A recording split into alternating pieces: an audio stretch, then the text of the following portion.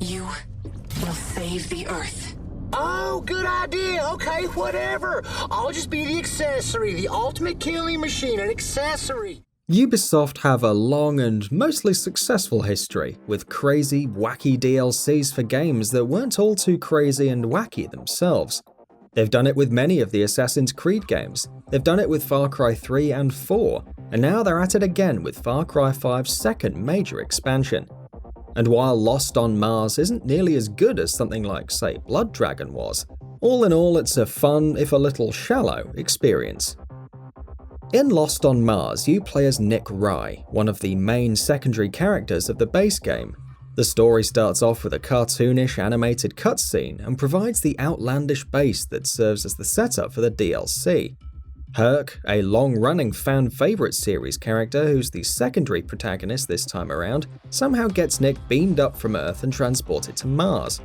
Here, Nick must work with Herc, who's being decapitated and is now a little more than a talking head, but soon becomes a flying bot called Brobot, to restore power to a super powerful AI named Anne in order to prevent a forthcoming invasion of Earth by alien arachnids.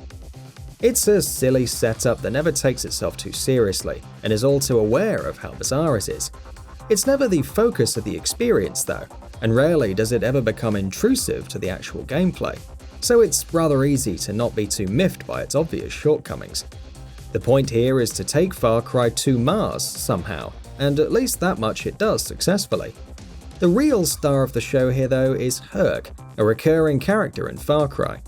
Lost on Mars is brimming, almost saturated with Herc's well-established, stupid humour, and it works just about as well as you'd expect. Much of the DLC's inability to take itself seriously comes from Herc, who is constantly making jokes about everything from Star Wars to Far Cry itself. I can see how his constant commentary and unwillingness to shut up might possibly be off-putting for some people, but for the most part I was consistently amused by the writing for his character and his dynamic with Nick. Even though it's set millions of miles away, much of Lost on Mars will be rather familiar to Far Cry fans. It puts a shiny new coating on several mechanics you'll all be too familiar with, but ultimately they're just the same old mechanics in different clothing. That familiarity doesn't work against it though, because Lost on Mars does mix things up a little to keep things from becoming too stale or predictable. The mundane, normal weapons of Far Cry 5 are all gone, replaced by new chrome-coated weapons, and though these are essentially little more than variations of the guns in the base game, you have your shotguns, assault rifles, pistols, sniper rifles, and even grenades.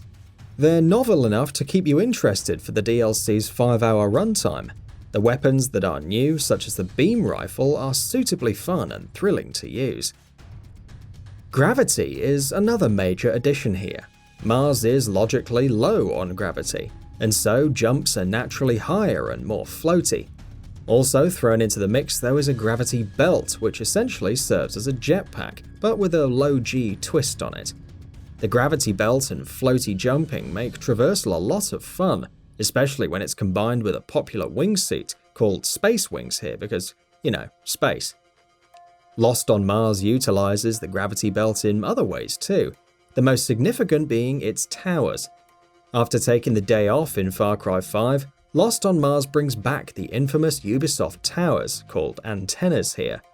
On paper, they serve as the same platforming puzzle boxes as they've done in previous Far Cry games, but Lost on Mars' low gravity and jetpack twist on things give them a new flavour and make them significantly more enjoyable than I expected them to be.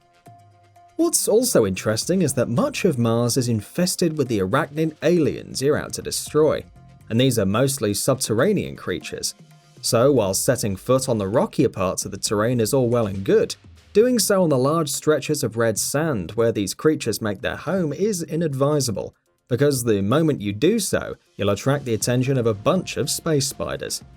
Simple traversal becomes more of a process thanks to this mechanic, since you'll be constantly navigating your way around large stretches of red sand.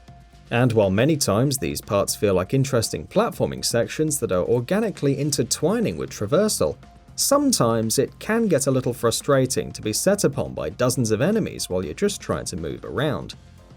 Combining the two elements of a jetpack and low gravity can also make for some fun firefights where you'll be airborne and hovering around for long stretches. That said, combat in the game is disappointingly action-oriented, lacking in any and all stealth elements.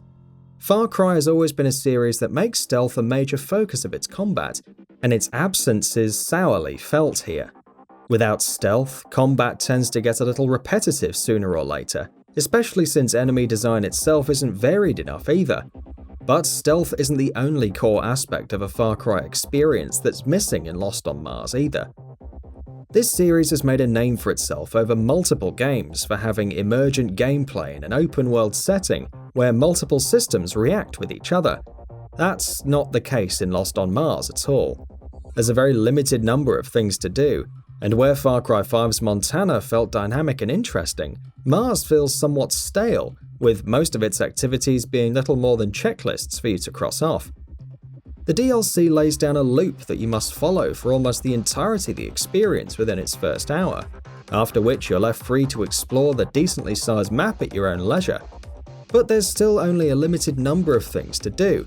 Collect Herc's body parts and piece him back together, kill Queen Arachnids, activate towers, and a few other activities. Even the base game's much lauded guns for hire mechanic is gone, with Herc being your sole companion. And while that makes sense from the perspective that there shouldn't logically be much help to go around on Mars, given the DLC's willingness to never take itself seriously and to keep throwing in eccentricities and over-the-top absurdities, it definitely could have found a way to weave in that mechanic. Granted, the shorter runtime of 5 hours makes sure that staleness never rears its head in ugly ways, but it leaves enough of an impact to turn this into an experience that lacks much of the depth you'd expect in Far Cry. What we're left with all of that in consideration, is an expansion that's very different from the game it spawns from. That is, of course, by design, but in its attempts to do so, Lost on Mars loses some of the best aspects of a Far Cry game. Its traversal, fluid platforming, and frequently funny dialogue do enough to keep you interested for the 5 or so hours it takes to be done with it, but in the end, even though Lost on Mars is a pretty fun piece of DLC, it's also not a very memorable one. And that wraps it up. If you like what we're doing, please consider subscribing to our channel. We upload new videos daily, so make sure you don't miss them by subscribing. We appreciate your support, and we thank you for checking us out.